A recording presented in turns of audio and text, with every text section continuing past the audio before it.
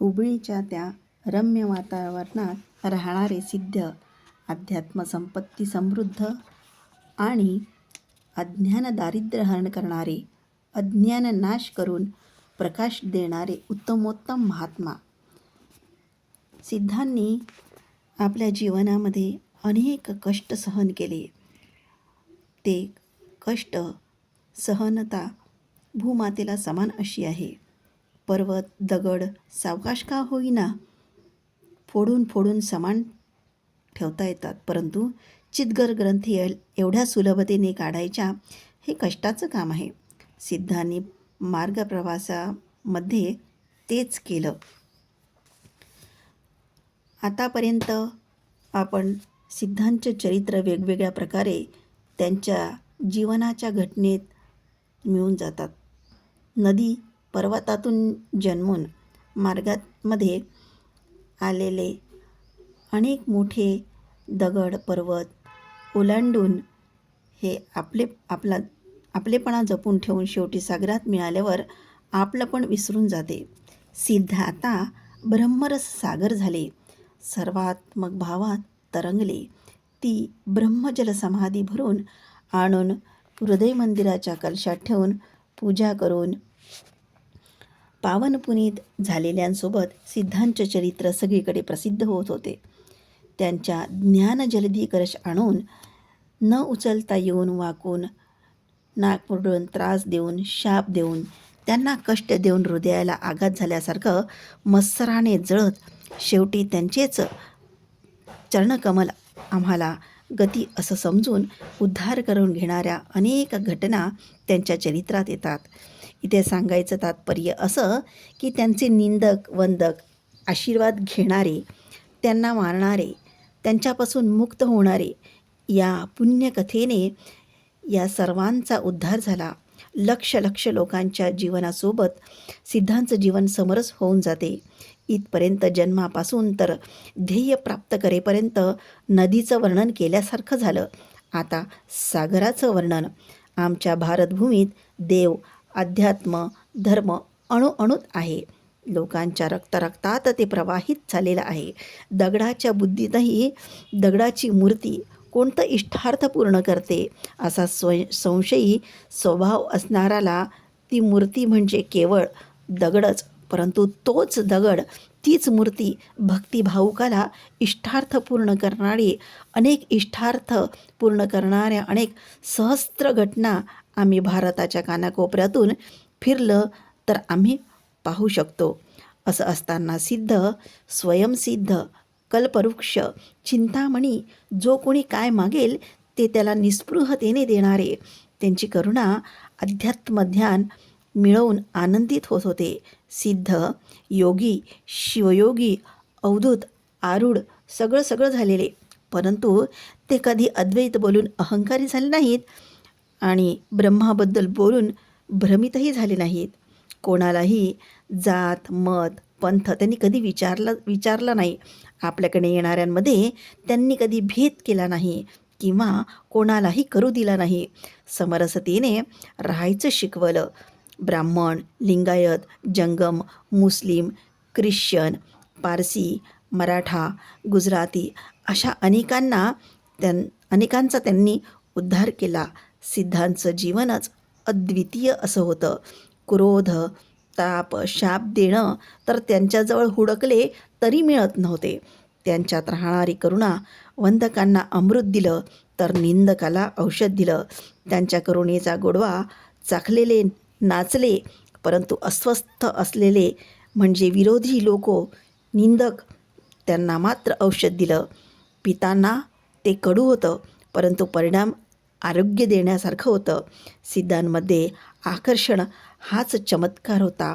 अष्टमहासिद्धी त्यांच्या चरणात हात जोडून उभी होती. त्या सिद्धींनी भक्तांची इच्छा पूर्ण करत होते. तेच निंदकाला कष्ट देत होते आणि तेच चमत्कार.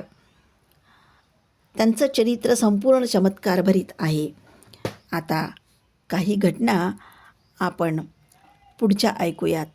त्या निर्जन असलेल्या वनात सिद्धांच्या सुमारे 30 वर्ष संचाराला पूर्णविराम झाला होता. देशाच्या सर्व भागात फिरून फिरून पाय थकले होते. देशाच्या कणाकणात पाहिलेले डोळे थकले होते. मन, बुद्धी, चित्त कुठेच जाणार नाही इतके थकले होते. सिद्ध 4 दिवसापर्यंत झोपले. दिवस आणि रात्रीची पर्वा नाही, भूक आणि तहानेची बाधा नाही. सगळं ते दिव्य योगनिद्रेत संपूर्णपणे लय होऊन थकलेले होते. त्या वनात येणारे गोबालकांनी सिद्धांना पाहिले.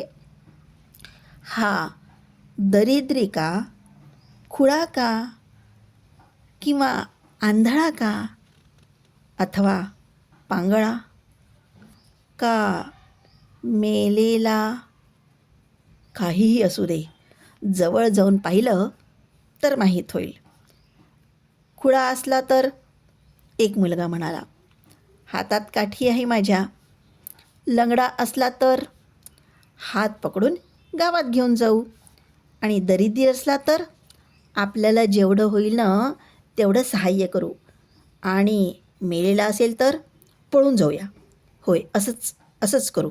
गोबालक हळूहळू सिद्ध झोपलेल्या ठिकाणी आले. सिद्धांचा श्वासोश्वास चालू आहे हे पाहून जिवंत आहे असं म्हणून हळूच जवळ आले. लंगडाही नाही आणि खुळाही नाही आणि पांगळाही नाही.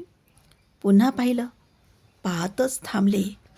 आपण केव्हाही न पाहिलेली महावस्तू पाहून खूळ लागल्यासारखं देहभान हरपून थांबले ते पोरं. सिद्धांच्या शांतिनिद्रेत एक जंपच लागली होती त्यांना. भावप्रहोष होऊन थांबले.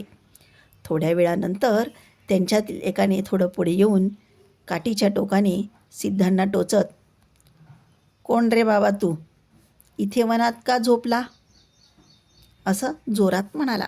बाकीचे बालक खिलखिल करत हसले. सिद्धांनी डोळे उघडले. त्या डोळ्यात चांदीसारखी चांदणे दिसल्यासारखा अनुभव त्या मुलांना आला. सिद्ध उठून बसले. केवळ कौपिनधारी ते मुग्ध बालक हळूहळू हसले. सिद्धही त्यांच्याकडे पाहून हसले. त्या हसण्याचा मंद प्रकाश अरण्याच्या आकाशात भरून गेला. ए, तुला बोलायला येते का, एकाने विचारले. येते बाबा. ज्याला बोलता येत नाही ना त्यालाही बोलायला शिकवतो. मस्त आहे सोड. असं आहे तर मग हा शंकर आमच्यासोबत हा मुलगा आहे, त्याला बोलायला येत नाही, त्याला बोलायला शिकव बघू. ये बाबा. शंकर आ कर. त्याच्या जिभेवर आपल्या बोटाने ओम असं लिहिलं. आणि तुझ्या कानात मी सांगतो तसंच म्हण. ओम नमः शिवाय. तो मुलगा हळूहळू म्हणू लागला, ओम नमः शिवाय.